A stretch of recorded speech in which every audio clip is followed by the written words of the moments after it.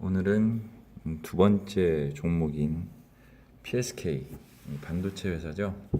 이 PSK에 대해서 분석을 해보도록 하겠습니다.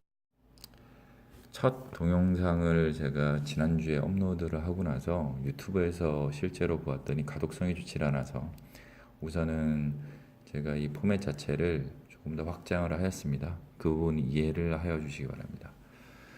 자, 우선 대표는 박경수라는 분이시고요. 위치는 경기도 화성 동탄에 위치하고 있습니다. 본사죠. 그리고 한국, 미국, 대만, 싱가포르, 일본, 중국에 법인 및 지사를 두고 있습니다. 아주 글로벌한 회사입니다. 90년 06월에 회사를 설립했고 97년 01월에 그 코스닥 상장을 하였습니다. 99년에는 벤처기업으로 지정이 되었고요. 비전은 그냥 한번 읽어보시면 될 것 같고요. 이 회사의 목표가 현재 2021년에 매출 12억 불, 그 다음에 수출 8억 불을 달성하는 게 목표라고 합니다. 역시 상당히 마음에 드는 목표입니다. 자, 다음으로 계열사 현황입니다. 계열사 현황은 지금 종속회사로 미국, 대만, 중국, 일본 등의 4개 법인이 있고요. 그 다음에 그 세미기어라고 미국의 반도체 전문사죠. 이거는 회사에서 인수를 하였습니다. 이 회사에서 지분은 전부 다 100%를 가지고 있고요. 그 다음에 관계사로는 PSK 홀딩스, 유온미디어, DNB 마케팅 연구소가 있는데 PSK 홀딩스는 이 PSK 지주사입니다. 그리고 제가 32%에는 괄호를 쳐놨는데 이거는 지금 PSK 홀딩스에서 32%에 대한 지분을 PSK의 지분을 가지고 있다라는 의미입니다. 예, 그리고 주식수는 발행 주식수가 총 6천만 주고 유통 주식수가 한 2천만 주 가까이 됩니다. 이거를 별도로 표기한 이유는 이 투자할 때 보통 보면은 어떤 거래량이 상승할 때 그 거래량이 얼만큼 발생을 하면 이게 보통 크게 간다라는 많은 유튜브나 아니면은 다른 증권 채널에서 정보를 제공하고 있기 때문에 참고 삼아서 이게 참고가 되지 않을까 싶어서 별도로 기재한 내용입니다. 다음은 주요 매출 요인에 대해서 확인을 해보시죠.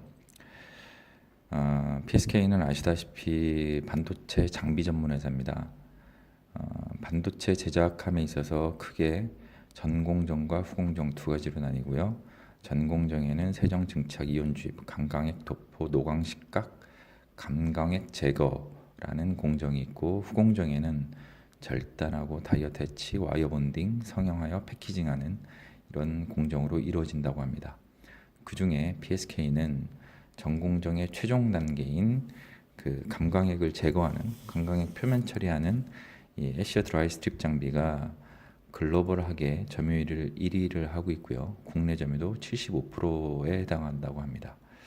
다음으로 드라이 클리닝 장비, 후공정에 패키징, 리플로우 장비 등이 있습니다.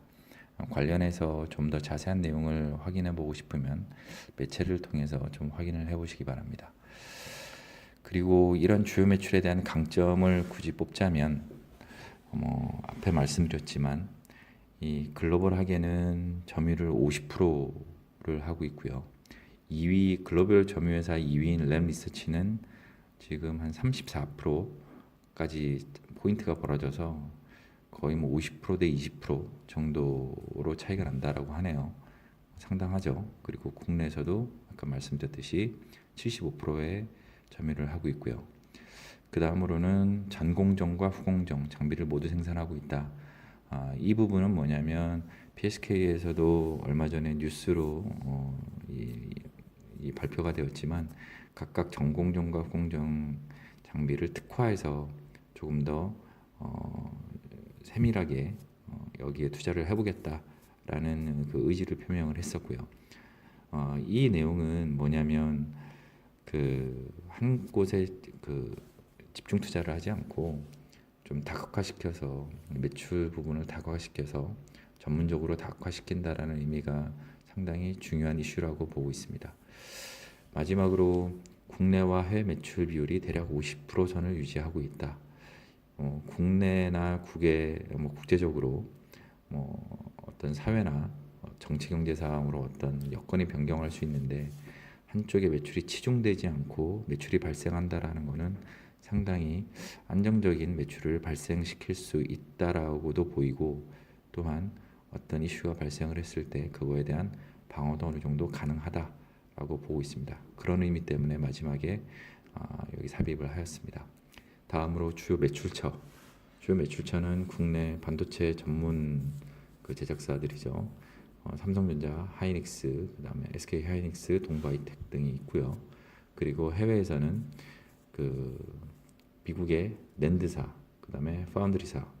낸드사는 어떤 회사인지 아시겠지만 플래시 메모리나 그쪽 회사들이고, 파운드리사는 뭐냐면 설계를 하고 반도체를 설계를 하고 그다음에 그 설계한 내용을 도면을 가지고 제작을 맡기는 거죠. 그 제작을 맡기는 회사가 파운드리사라고 합니다.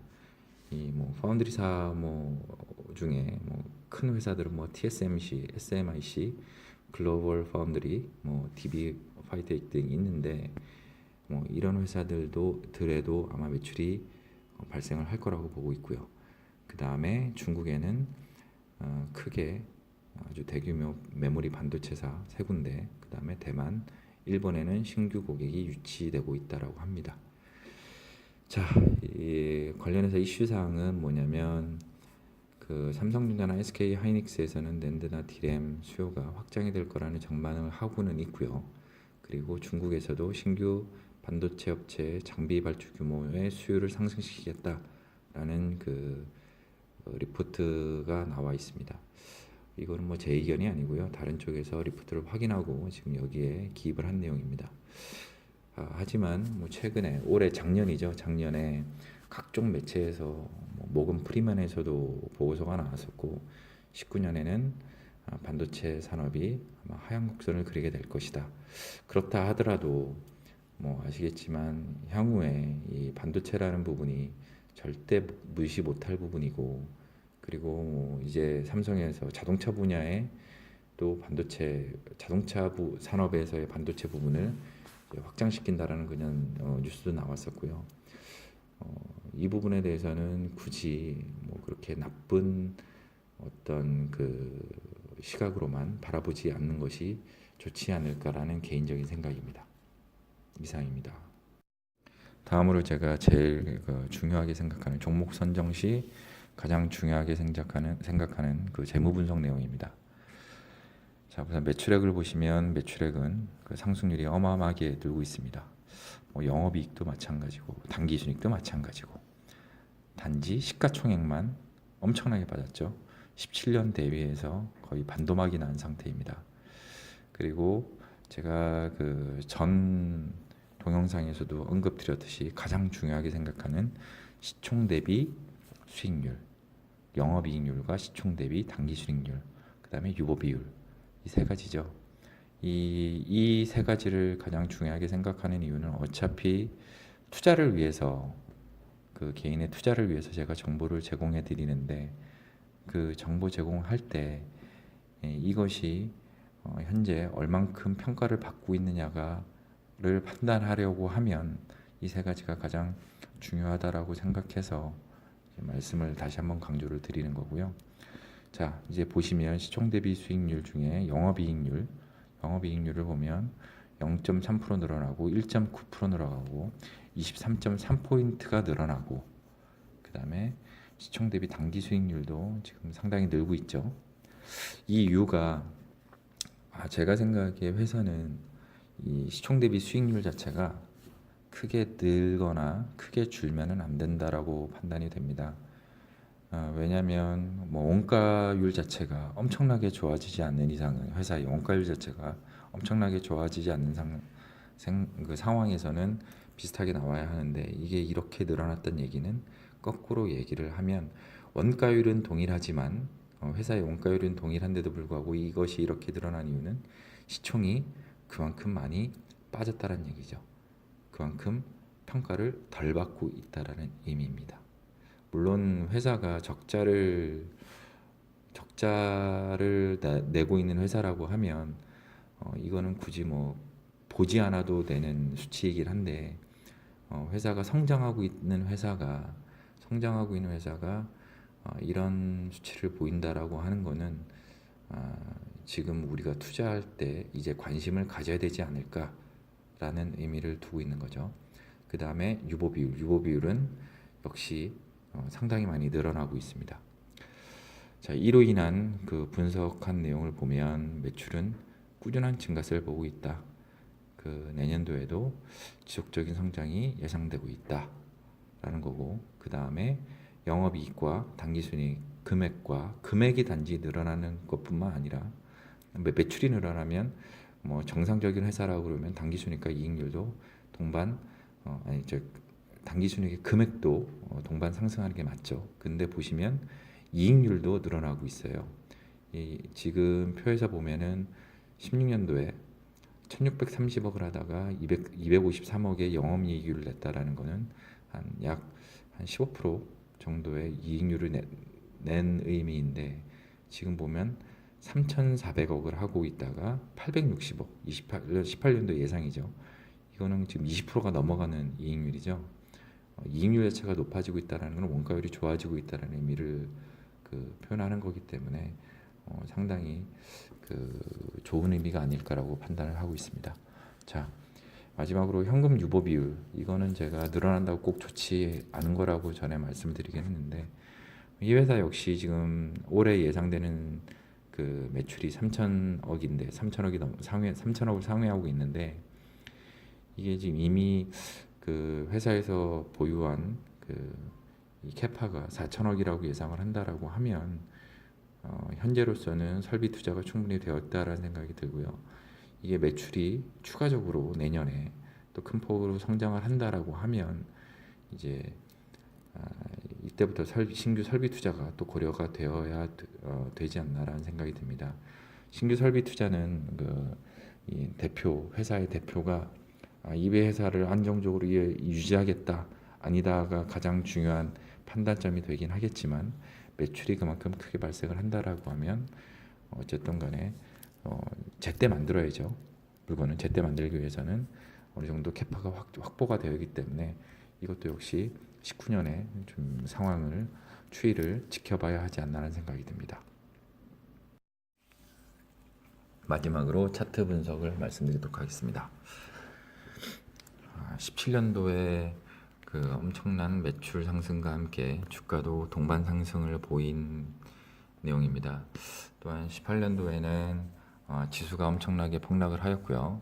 이에 따라서 개별주인 PSK도 하락을 한 것으로 보이며, 18년도에 다른 타 업종보다 반도체 업종이 더 하락한 이유는 올해 19년도에 그 반도체 시황이 좋지 않을 거라는 각종 뉴스들이 쏟아지면서 불안감을 키웠던 것으로 보입니다.